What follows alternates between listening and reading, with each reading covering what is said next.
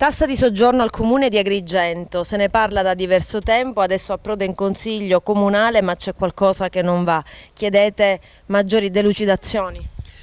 Sì, siamo sempre stati d'accordo sulla tassa di soggiorno sin da quando ce n'è stato appunto richiesto il parere. In numerosi tavoli tecnici è stato affrontato l'argomento, però ancora non abbiamo una reale contezza di come verranno impiegati questi soldi.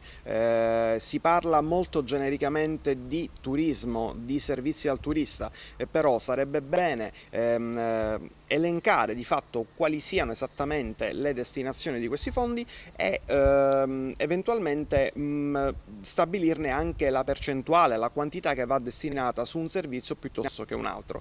I numerosi tavoli tecnici sono stati utili, ma senza questa definizione importante diciamo che noi non possiamo essere molto contenti di questo.